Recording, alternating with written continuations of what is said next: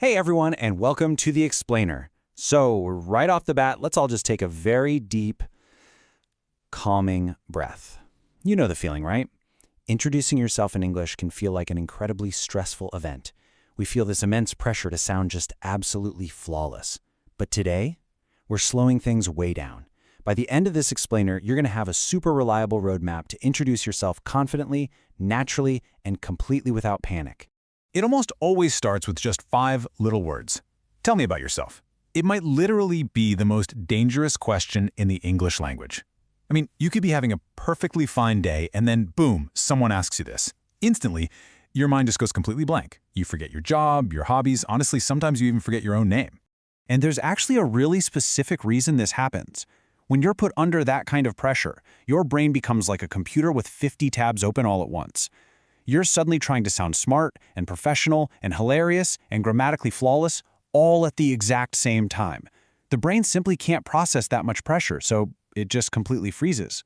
And when our brain freezes up from all that pressure, we end up producing these super robotic answers. We totally forget our deeply interesting, vibrant lives and just blurt out things like, "Hello, I enjoy breathing," which, is a very healthy hobby, but it doesn't exactly tell them who you are. We can laugh about it, but honestly, this panic response happens to almost everyone. Section 1. The Perfection Trap. So, the perfection trap is basically this belief that every single sentence you speak must be mathematically perfect before it even leaves your mouth. And this is exactly what makes us build these overly complicated sentences. Just imagine a panicked introduction. My existence revolves around productivity-oriented lifestyle management. Yikes, it sounds like a broken robot, right? But then consider a simpler approach. I like movies and coffee. It's friendly, it's crystal clear, and it's beautifully simple. Simple English really is strong English. I really want to let this truth sink in for a second. Conversations are not performances. You are not stepping onto some brightly lit stage to deliver a high-stakes global speech to a bunch of harsh critics. You're simply connecting with another human being. That's it. They don't expect perfect English from you. They literally just want to get to know you. Section 2. The 5-step solution. Okay, let's dive into this. Here is the macro view of our simple roadmap. I'm going to read through these really slowly and deliberately. Step 1, your name. Step 2, where you're from. Step 3, your work or study. Step 4, your hobbies. And step 5, one small personal detail. These are 5 incredibly simple, super friendly steps that you can use absolutely anywhere. So let's look a bit closer at step 1, your name. Now this is safe territory. Just a simple, "Hi, I'm Emma," or "My name is Tom." There is absolutely no need for any kind of dramatic greeting here. You definitely don't want to confidently announce, "Greetings, fellow humans." Just keep it simple, and you are already off to a perfect start. Moving on to step 2, where you're from. Simple location sentences are definitely your best bet here. Things like, "I'm from Morocco," or "I live in Brazil." Actually, I once heard of a learner who got so incredibly nervous, they accidentally said they were manufactured in Canada. So just remember, you are a person, not a washing machine. Keep those words nice and simple. Now for step 3, work or study. It is absolutely vital to remember here that conversations are not competitions. You don't need to invent some incredibly impressive, fancy title. "I'm a student" or "I work in marketing" is absolutely perfect. And I want you to slowly hear this next part. Even if you are currently looking for work, a completely honest, relaxed answer like, "I'm currently looking for work" is far, far better than stressing out over how to sound important. All right, step 4 is where your personality really gets to shine. Your hobbies. "I enjoy reading," or "I love music." Sharing your hobbies creates these immediate, natural connection points. I mean, maybe they also have a deep emotional relationship with drinking coffee. And suddenly, the conversation just opens up effortlessly because you found a shared joy. And this brilliantly illustrates step 5, adding a tiny personal detail. Just listen to this sentence. "I wake up happy, but only after coffee." That one small sentence basically explains an entire personality. Adding just one relatable little detail like that makes you sound remarkably warm, relaxed, and deeply human. Section 3, real-life practice.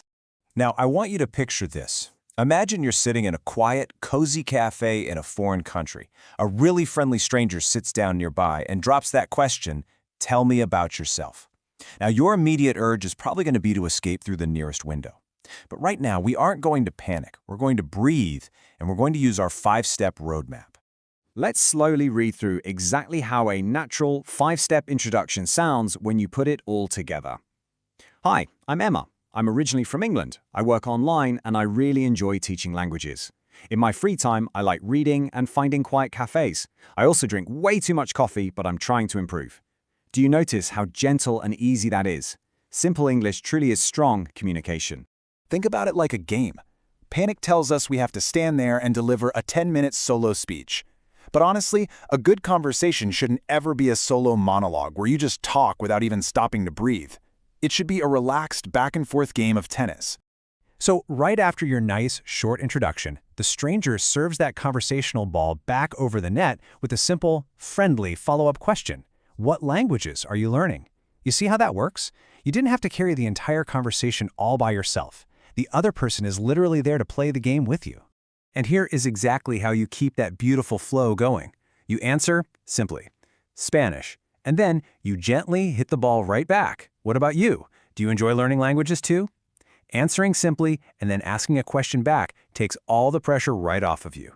It keeps the rhythm going perfectly. Section 4. Connection over perfection. I really want to emphasize this point very slowly. Making mistakes while speaking is completely normal. Even native speakers make them all the time. The goal is communication, not perfection. People absolutely do not expect you to be a flawless walking dictionary. They aren't holding a red pen to grade your sentences. They simply want to understand you and learn a little bit about your life. So the crucial point is this. People remember how you made them feel, not whether your grammar was absolutely perfect. Friendly energy, a warm smile, and a relaxed, steady pace matter infinitely more than having flawless vocabulary. If you are calm and kind, that is exactly what they're going to walk away remembering. Let's look at our final takeaways here. And I want you to physically do this with me right now. Just drop your shoulders. Take a really deep breath, slow down your mind, and remember that speaking naturally is totally enough. The next time you find yourself in a chat, you don't need that 50-tab panicked brain. You just need to follow your 5 simple steps. Well, that brings us to the end of our explainer today, and I want to leave you with this final really important question. What is your 5-step introduction? Right now, while you're feeling calm and prepared, I invite you to just quietly practice it in your head. Name, location, work, hobby, personal detail. You've got the tool now. Take your time, don't rush, and really enjoy your next conversation.